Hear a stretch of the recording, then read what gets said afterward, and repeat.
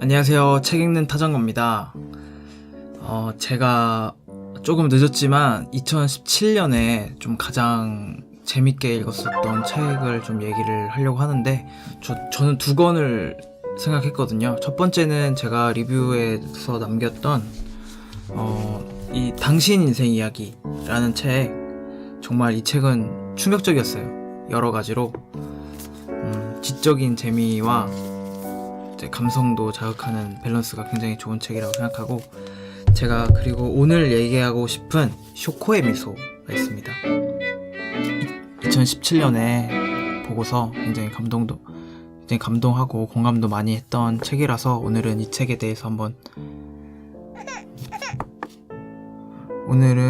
대해서 좀 이야기를 해보려고 합니다. 좋은 책은 정말 많죠. 재밌는 책들도 너무 많은데, 근데 각자 작가들이 살고 있는 세계가 정말 다양하잖아요. 굉장히 오래전에 쓴 책도 있고 다른 나라에서 쓴 책도 있는데, 이 쇼코의 미소는 같은 나라 그리고 같은 세대라는 느낌이 들어서 더욱 좋았던 것 같아요. 뭔가 딱 내 얘기다라는 느낌을 확 이렇게 주는, 같은 세대라는 이제 동질감이 많이 느껴지는 그런 작품이었습니다. 지금은 없어졌는데 홍대 입구역 3번 출구에 카페 꽃마라는 이제 문학동네 카페가 있었어요. 거기 제가 자주 갔었는데 거기에 이렇게 예쁘게 이렇게 진열이 돼 있었어요. 근데 저는 봐도 그냥 표지가 되게 예쁘잖아요. 저 표지 만드신 분 되게 이 표지 때문에 이 책이 또 잘 팔린 것도, 이제 홍보도 잘 되고 한 것 분명히 있다고 저는 생각을 하거든요. 예뻐서 그냥 맨날 지나쳤는데 아는 지인분이 이 책이 되게 괜찮다고 추천을 해주셔가지고 비로소 그때 이제 한번 읽어보자 했는데 너무 좋더라고요. 정말 카페에서 또 지지 짰어요. 다 너무 좋아서 다 읽고서 제가 필사까지 했어요. 필사한 거를 제가 필사를 다 하지는 못했는데 꽤 많이 한 중간 이상까지 이렇게 했던 걸로 기억을 하거든요. 제가 중간중간에 다른 내용도 많이 써가지고 연습장 이렇게 한 3개 정도에 이렇게 나눠가지고 이렇게 썼습니다. 거기 카페 꽃마에 앉아가지고 이렇게 처음에는 열심히 쓰다가 나중에는 글씨가 많이 날아가긴 했어요. 그만큼 제가 되게 너무 좋아해가지고 필사를 어느 정도 하다가 너무 좋아서 그 책을 다 읽고 이제 사서 이제 선물하기까지 한 책입니다. 또 제목을 보시면은 아시겠지만은 이게 새로 쓰기로 돼 있어요. 왜 일본 좀 오래된 책 같은 거 보면은 이렇게 새로 쓰기로 돼 있잖아요. 이게 이 책에서도 이게 편지를 주고받는 내용이 나오기 때문에 그 내용을 염두에 두고 제목도 이런 식으로 쓴 것 같네요.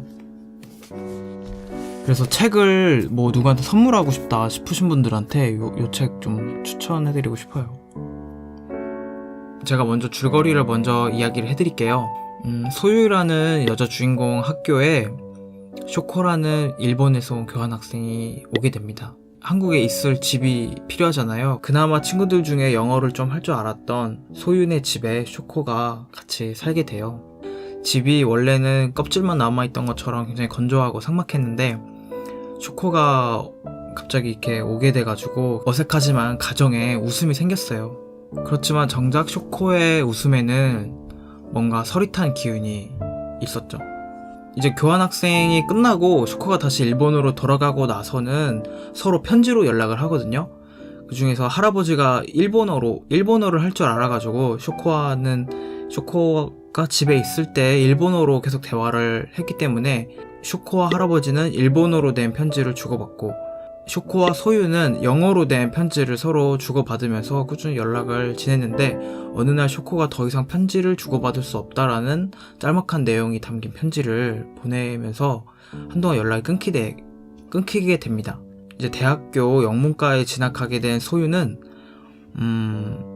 미국으로 여행을 가게 되는데, 거기서 예전에 고등학교 때 같이 교환 학생이었던 일본인 하나를 만나게 되는데 이제 쇼코가 어떻게 지내는지 물어봐요. 그래서 혹시 연락이 되면은 자기한테 연락 좀 해달라고 쇼코한테 했는데 연락 기다려도 연락이 안 오니까 이제 소유가 직접 쇼코네 집에 찾아갑니다. 일본에 있는 이제 주소를 알았거든요. 이제 편지에 있는 일본 주소로 소유가 직접 쇼코를 찾아서 가요. 거기서 쇼코를 보고서 소유는 굉장히 충격을 많이 받는데요. 쇼코가 정신적으로 굉장히 힘든 상황을 보내고 있어가지고 그런 모습을 소유는 이제 너무 놀란 거죠. 그래가지고 다시는 이제 쇼코를 이제 보지 말아야겠다라는 생각을 하고 다시 한국에 돌아오게 됩니다. 이후에 소유는 영화 감독이 되어야겠다라는 꿈을 꾸고 정말 간신히 버티는 정말 힘든 삶을 살아가게 돼요. 그러던 중에 할아버지가 이제 돌아가시게 되는데 그때 다시 소유는 쇼코한테 연락을 합니다. 할아버지가 돌아가셨다고.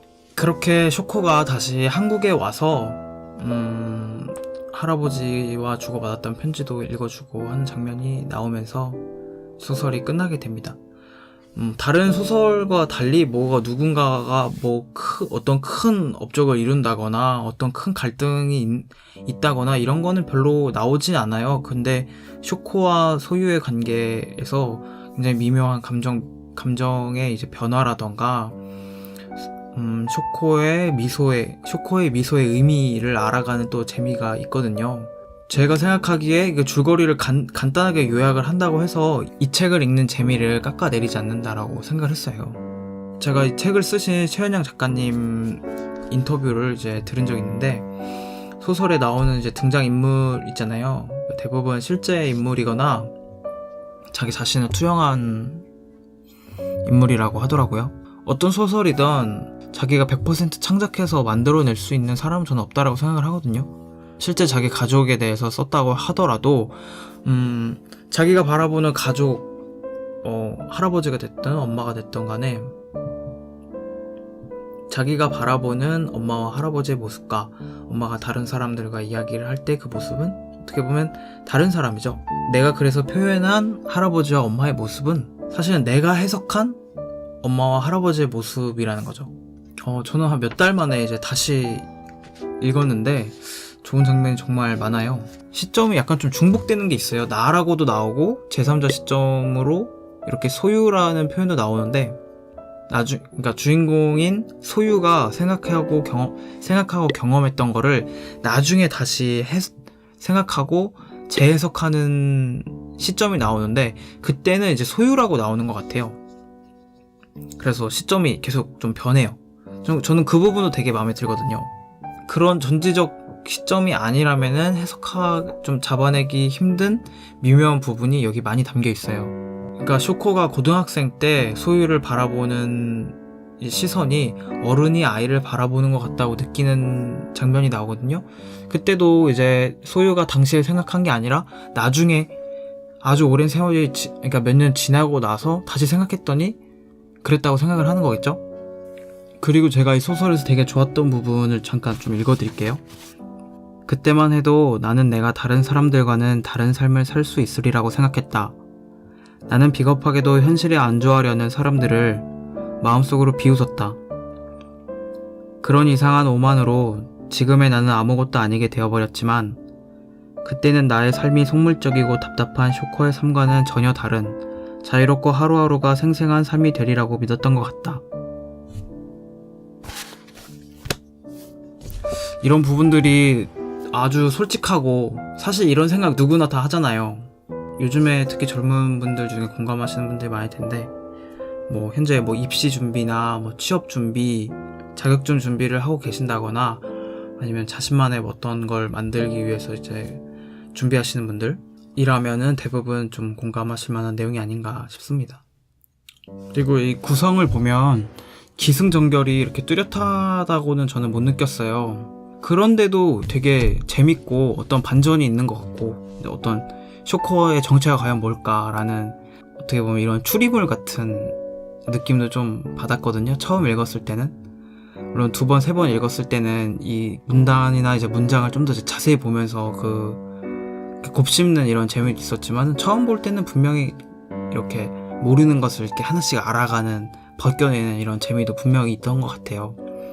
근데 어떤 정형화되어 있는 이제 구조를 따르지 않고서도 이런 재미를 줄 수 있다라는 거는 저는 이렇게 생각하거든요. 이게 어느 정도 실제 경험에서 바탕이 됐기 때문에 이렇게 쓸 수 있었다고 생각을 해요. 뭐 실제 경험까지는 아니더라도 비슷한 경험을 잘 이렇게 각색했다라고 생각을 하거든요. 어떤 작가가 굉장히 진실된 그 문장도 일부러 막 잘 보이려고 화려하게 쓴다거나 그런 거를 전혀 저는 못 느꼈거든요. 그래서 더 좋은 것 같아요. 되게 담담하게 자기 이야기를 하고 있다라는 거를 느꼈거든요. 그리고 또 막 살면서 누구나 다른 사람에 비해서 내가 막 너무 뒤처지는 것 같고 내 자신이 너무 막 내 스스로도 너무 미운데 과연 내가 다른 사람들한테는 과연 어떻게 보일까 이런 생각 되게 많이 하잖아요. 그런 과정도 너무 솔직하게 잘 보여주는 것 같고요. 계속 얘기를 하지만 아름답게 뭔가 이렇게 포장하려고 안 하고 이렇게 담담하게 보여주는데도 다 읽고 나면은 뭔가 제 목에 걸려있던 어떤 덩어리가 이렇게 쑥 내려간 듯한 되게 개운한 느낌이 드는 되게 좋은 소설이었습니다. 이 책이 제가 도서관에서 이제 빌리려고 보니까 청소년 도서로 이렇게 분류가 돼 있더라고요. 그 생각을 하면서 이제 다시 읽어봤는데 청소년들의 그 마음도 굉장히 심란하잖아요. 근데 읽으면 이제 청소년들한테 좀 도움이 많이 될 만한 그런 소설인 것 같네요. 제가 오늘 준비한 리뷰 내용은 여기까지고 다음에 또 다른 그 책으로 제가 리뷰를 하도록 하겠습니다. 안녕.